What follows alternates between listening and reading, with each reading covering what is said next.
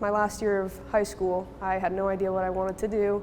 I was lost. I know I didn't want to go to a 4-year program, so I talked to my brother. He brought up HVAC and the trades, and I've loved it. If you look at the HVAC field, it actually has a lot to do with like stuff that we see inside of our homes, and instead of paying someone, I could do it myself. You can live anywhere and go towards HVAC. Everybody needs heating, everybody needs cooling.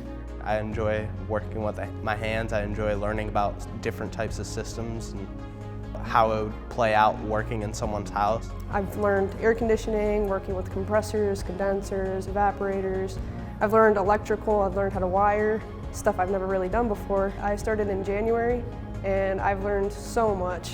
I'm working to better myself. I'm not doing it because my parents want me to. I'm doing it because I want to further my education. I want to challenge myself. I want to follow my dream.